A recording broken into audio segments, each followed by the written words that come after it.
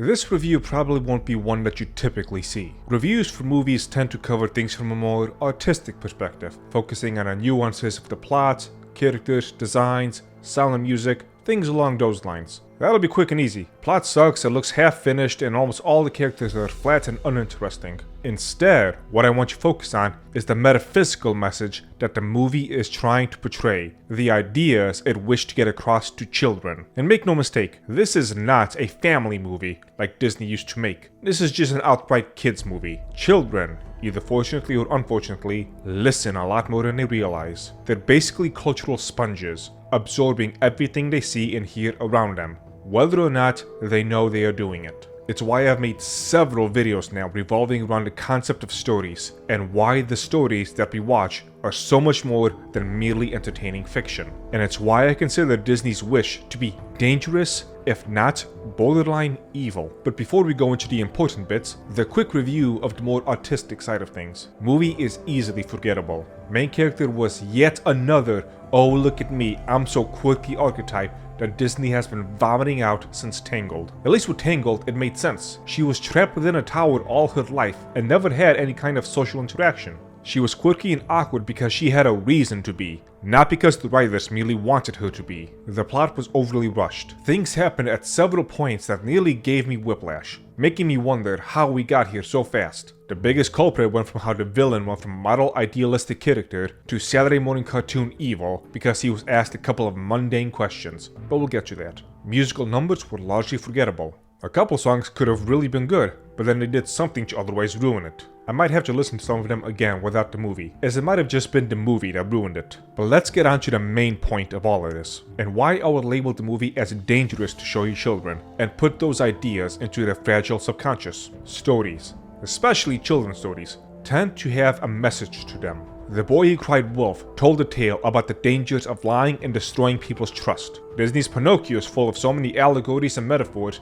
that has caused certain psychologists to go on to multi-hour lectures about how every little detail in the movie is perfectly constructed. Let's start with the movie's so-called villain, King Magnifico. Let me give you the brief rundown of the villain.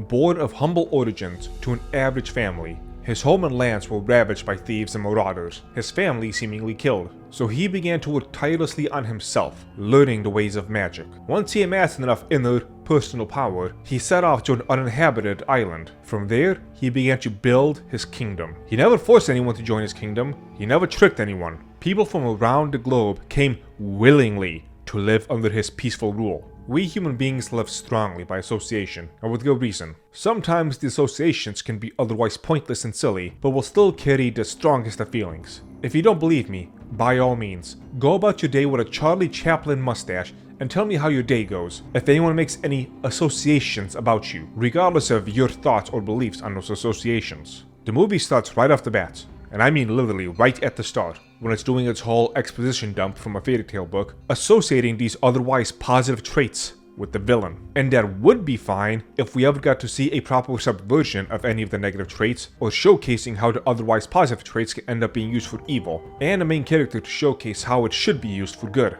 Maybe if the king gained his personal power in order to do evil, and Asha gained her personal inner power to help others, that could have worked, but that never happened. For years, decades, the king ruled over the kingdom of Rosas peacefully, without a single underlying negative trait or reasoning behind his rule. No, seriously, when King Magnifico has his villain song, there was no one around to hear him, so he is just singing to himself, not trying to trick or manipulate anyone. Let me read you some of the lines of this song. Before that, I suppose if I were to try and make a poor counter-argument to myself, his main flaws are that he's a little arrogant and self-conceited. But if you manage to learn magic powerful enough to let you build a peaceful kingdom from scratch, I'm not really going to care if you take pride in that, and also think you're good looking. Anyway, the lyrics.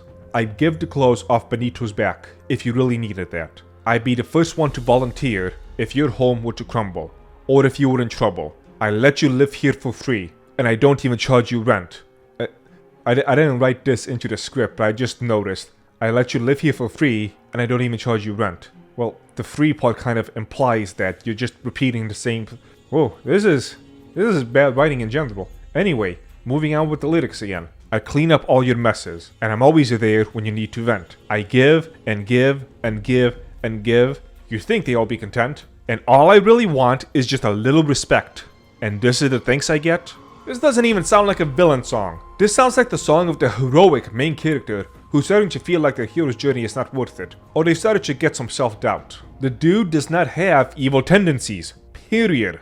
With everything I've laid out so far, does it not sound like King Magnifico is actually a great person? Maybe even someone young kids should look up to? Well, let's take a look at what exactly Disney did to make him such a bad guy. When people turn 18, or when they move to the kingdom, they willingly give him their wishes. When they do that, they forget what those wishes were. King Magnifico chooses the wishes that will be good for the kingdom of Rosa and for the people, and holds on to the rest. None of this is for personal gain. He's already the king. Everyone already respects him. He doesn't get any power from this, at least not until they shoehorn forced evil magic into him. He does it from how the movie portrays out of the benevolence of his heart. This is a motif as old as the very damned concept of wishes. So in other words, a motif that has been around and passed down since the beginning of civilization.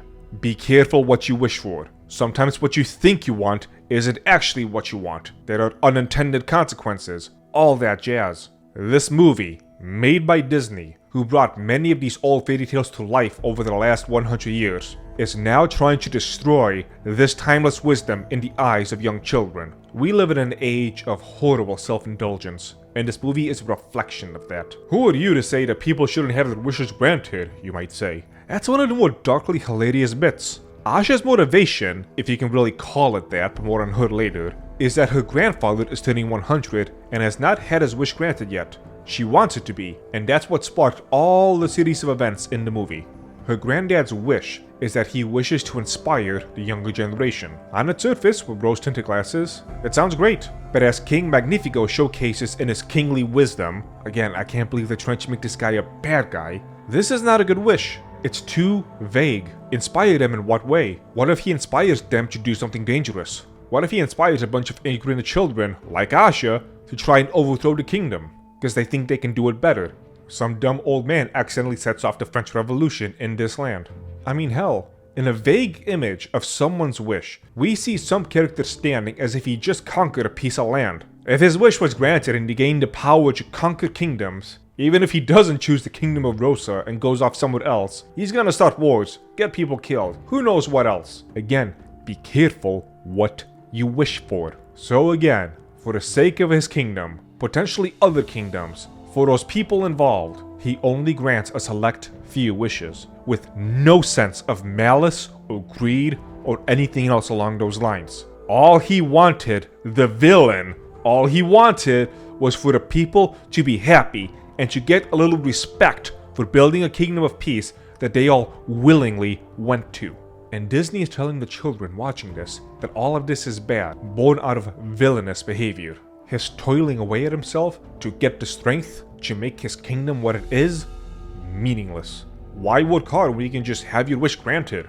We see an example of him granting someone's wish. Someone wished to make the most beautiful clothes in all the kingdom. He didn't give her the ability to magically manifest these clothes. He hands her a pair of magical scissors and I think another tool. She still has to put in the work. And this was done during a scene where the whole purpose of the scene was to make you dislike the king because he chose this wish over Asha's granddad. If Asha had her way, wishes just get magically granted and that's the end of it. At least with Pinocchio, he had to go on one hell of a journey before it truly became fulfilled. Here, magic pixie dust. To hell with the king and his tedious studies for the good of humanity. Those things make you arrogant. Be like the main character who, well, exists, I guess. These wishes, these dreams that people have, they're not the usual subtle allegories that Disney has done. It's a lot more in your face. There's no subtlety here. And here they are, trying to tell the young children that any wish, any dream you have, it deserves to be fulfilled. It should be fulfilled. The wisdom of the old benevolent king, with a lifetime experience under his belt, is wrong. And this 17-year-old, who doesn't have a single redeeming quality of a princess or heroine, she knows how things should be. Let's talk about her. The main character, Asha. She is the everyman, or every woman, nothing particularly special about her. And that's not exactly new. Disney has a long track record of making good characters like that. Mulan was nothing special from looking at her at the beginning, for example. But while she didn't necessarily jive with the culture around her, she still had good traits about her, ones that were exemplified by conflict. Her going against the grain is what let her stay in the army and train to be so strong. Her out-of-the-box thinking is how they were able to thwart the Mongols on multiple occasions. Her inner conflicts came to a head at the climax and helped her save all of China. Asha has nothing like that. Nothing. Her motivation was to have her granddad's wish be granted. But when she was told no, she became a spoiled child. She told her granddad that his wish wouldn't come true, and he got understandably pissed. Why go as far as to take the hope away from him? Not like anything can be done by that point. So she gets all sad and makes a wish on a star. And the star falls to the earth and starts granting people's and animals wishes. They, and by they I mean Asha and the magic star, decide to break into the king's study and steal back the wishes. The idea, I guess, was to give people back the wishes so they can pursue the wishes themselves. That sounds fine in a contextless vacuum, but I don't know if this was done on accident or was intentionally malicious. But the wishes they showed us that we got a glimpse of were either impossible, like the lady flying in the air, or dangerous, like the one old woman who was sailing a giant ship, or the conquering guy mentioned earlier. You want to see a movie that does a good job explaining the dangers of granting everyone what they want? Go watch Bruce Almighty. Everyone wins the lottery. Suddenly it's not so special. A kid who uses the pain of being bullied to write beautiful poetry that inspires a generation in the future. That future no longer is going to happen because he got his wish of super strength and was able to beat up his bullies. And now wants to be a pro wrestler. Multiple examples of how everything goes to hell if everyone gets what they think that they want. But none of this crosses the mind of the 17-year-old. This is reaffirming the current societal cancer of the immediate gratification, living for pure self-indulgence kind of people we have today. Instead of combating it, they're promoting it. With pretty colors and happy smiles, they are promoting universal vices, known to be vices since human beings learn how to think, reason, and put two and two together. Be careful what you wish for. Not everyone gets what they want. Your wishes may have consequences, but consequences be damned. Back to the king. The falling star made a lot of pretty lights and colors and noises. He wants to find out what happened and tells the townsfolk whoever brings him any info will have their wish granted. He does this because he fears the kingdom might be in danger.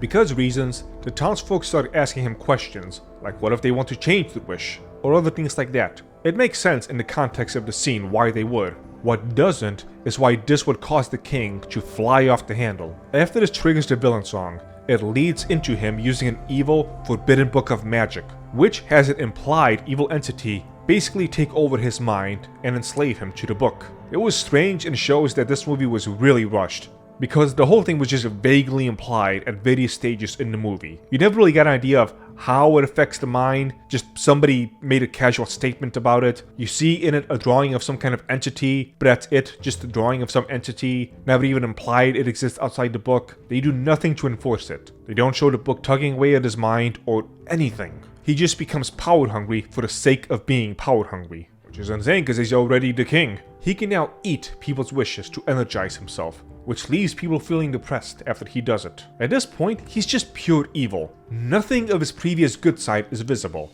Many people have shared this sentiment. It's like the first half and second half of the movie were written by two completely different people. In the first half, he isn't even a villain. In the second half, it's like he doesn't even have any real goals beyond just being a villain for the sake of being a villain. So does Asha, at any point in this movie, really learn anything? Does she go through any struggles? Any realizations? Any form of the hero's journey at all? No, she is, quite literally, and I mean literally in the literal sense of the word, and not the bastardized modern day metaphorical sense of the word, literally the same person from the start of the movie to the end of it. She never does anything wrong. I would argue never does anything right, but anyway, even the scene with the granddad mentioned before where he got all pissed at her, it looked to be made in order for you to garner sympathy for her, and to make the granddad seem unreasonable. In fact, and this may come as a real big shock to anyone who's been following Disney's bullcrap for the last decade or two, nearly every male character has some kind of notable flaw to them, while every female character is a Mary Sue with no negative traits. Even the background characters, The biggest flaw, quote unquote, in a female is that one needs to walk with a crutch, but that's not really a flaw as it never comes into any play one way or the other. Chekhov is rolling in his grave right now. One male character is just an annoying, always negative dick. Another is basically a stoner. Another, his whole personality is he's constantly sneezing because of allergies, so that's something? Character development. We covered the granddad. One of the male characters, after he gets insulted by everyone, ends up turning on them to get his wish granted. Naturally, he's one of the very few white people in the Spanish-based culture, so of course it'll be him to betray everyone. Then there's obviously the king, and that's it for the male characters. What's the lesson for little kids that the main character is meant to instill? I guess you're fine just the way you are? I don't know. Nothing was done with her. This script is starting to close in on 3,000 words, so let me bring it all together. Stories are filled with allegories and messages. Children absorb those stories like a sponge. This movie takes universally agreed upon positive character traits and associates them with villainry. They take what is otherwise a very good human being and tell the kids you must view this good person and his traits as evil. They tell kids to lean into the culture of self-indulgence and self-gratification, that they deserve to have their wishes magically come true, regardless of consequence. Instead of that villain, what the kids should be looking up to is an empty husk of a character. They never change, never improve, never become a better version of themselves. They just exist as an empty shell. Be like that empty shell, children. There's something darkly poetic about this movie. It's supposed to be the celebration of the last 100 years of animation at Disney. And this is the best they can give us now. I saw in an interview earlier in the week something depressing. Apparently, Disney has gone ahead and cleared out much of what they used to make 2D animations. So you most likely want to see the classic 2D animation styles again. But the art style is the least of my worries at this point. When you have stories that demonize moral virtue and praise this kind of self-indulgence, the dressing on the cake doesn't matter. The state of media right now is considerably worse than most of us probably even realize. Don't watch this movie.